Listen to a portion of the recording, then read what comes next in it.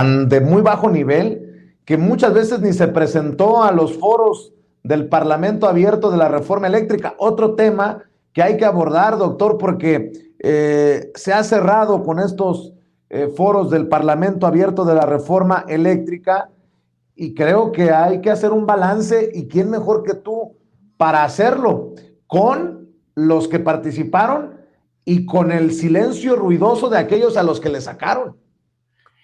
Claro, mira, yo hice ayer, pero no me dio tiempo porque son pocos minutos, con Azul Alzaga, que la conoces bien, y Juan Becerra Costa.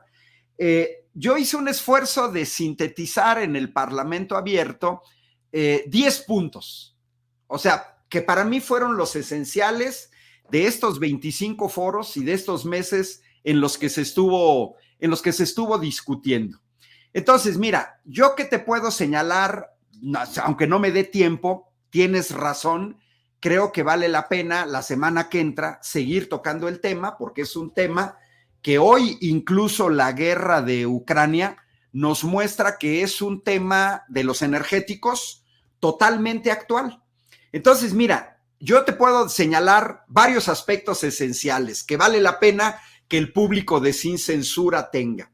Mira, primero, Vicente, este ejercicio fue inédito. No lo vimos en la reforma energética de 2013. Esa reforma se aprobó fast track. Mi Congreso, y no fue el único local del estado de Querétaro, la aprobaron en 10 minutos. Ni la leyeron. Si la leyeron, no la entendieron.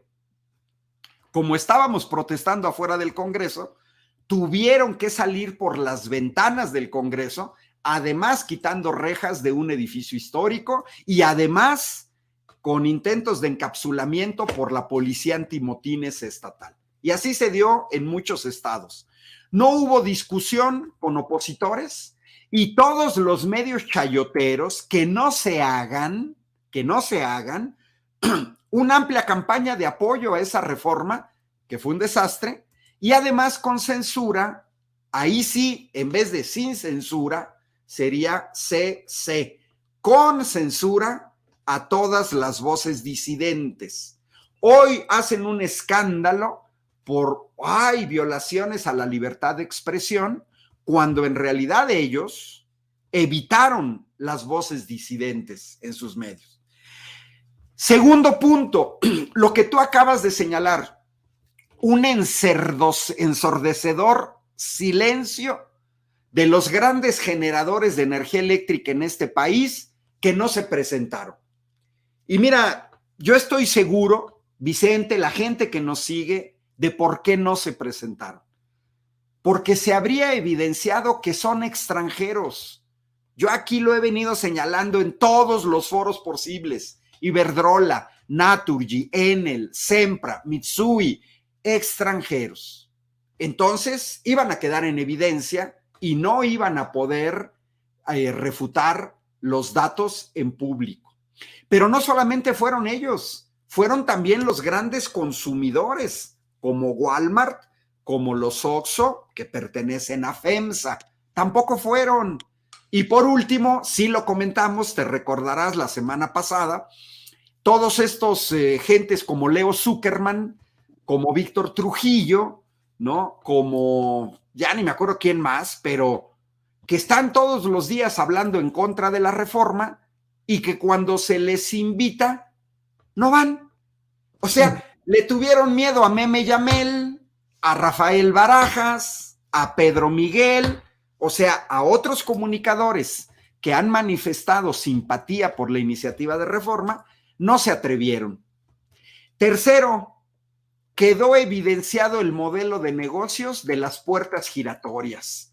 En estos 25 foros vimos un desfile, una pasarela de una serie de exfuncionarios del sector energético, de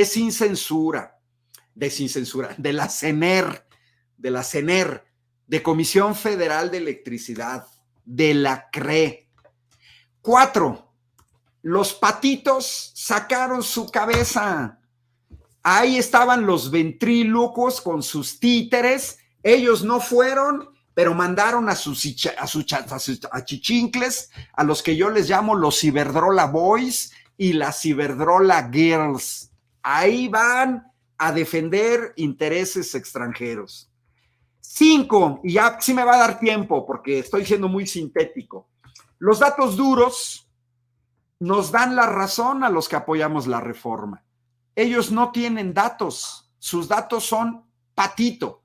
Por ejemplo, el dato estúpido de que es una reforma monopólica cuando la propuesta de generación de energía eléctrica es 54-46 y no 100-0.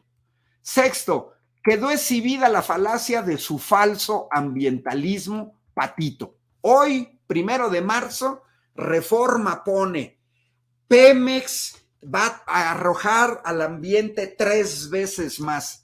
Digo, ya esos de Reforma, pónganse a estudiar, saben perfectamente que el 60% de las emisiones de dióxido de carbono en el mundo son de Estados Unidos, al que no los toca ni con el pétalo de una rosa, es China, es la Unión Europea, es la India y es la Rusia. Bueno, ni de Rusia se quejan, man, en las emisiones de dióxido de carbono, pero hacen un gran escándalo por México con su triste 1.3.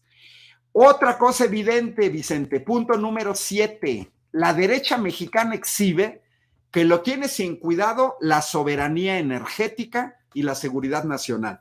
Mira, ayer en Televisión Española Internacional entrevistaron a Pedro Sánchez, jefe de gobierno español, sobre la guerra en Ucrania. Pues mira, el 40% de la plática fue sobre energéticos. Los europeos, lógicamente, están preocupados de las represalias rusas porque dependen del 40% del gas ruso. Ahí está en juego el gasoducto Nord Stream 2 y yo no excluyo como hipótesis que los Estados Unidos hayan armado todo este merequetengue para bloquear el inicio de funciones del gasoducto Nord Stream 2. 8, punto número 8. Son chistosísimos, Vicente. Dan risa. No quieren que se cambie la Constitución. O sea, cambió el gobierno, arrasamos en las elecciones, un gobierno que gana la mayoría en la Cámara de Diputados, que gana en la mayoría de la Cámara de Senadores, que gana con el 52% sin fraude, con 11 millones de votos de diferencia con respecto al segundo más cercano, y no quieren que se cambie la Constitución. Oye, con sus mismos argumentos, no deberían de haber aceptado el cambio de la Constitución en 2013. 9, nos dicen, no, basta que se cambien las leyes secundarias. A ver, monitos, en enero de 2021, el Congreso de México, legal, democrático y de manera legítima, modificó la ley de la industria eléctrica. Se la han pasado con amparos, más de 1,000 amparos. Amparos hasta empresas que estaban de acuerdo con esa ley. Sacan a sus jueces, sacan a sus leyes secundarias, sacan a sus órganos autónomos para obstaculizar al gobierno y luego dicen, no, vámonos por las leyes secundarias. Bueno, y por último, punto número 10, que sí me dio tiempo, muy amable Vicente, los resultados desastrosos de la reforma energética de 2013.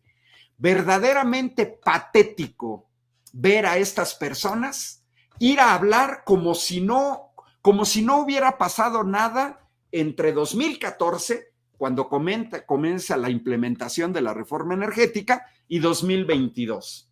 Aumento en los precios del 70% en gasolinas, diésel, gas LP, gas natural, aumento del 30% en electricidad, una tercera parte de las gasolineras en manos de extranjeros, un 70% ya en 2008 de generación de energía eléctrica en manos de extranjeros hoy legalizadas, una importación de 5,600 millones de gas natural con el que generamos el 60% de electricidad. Y se ponen a hablar como que no estamos preocupados por los precios, etcétera.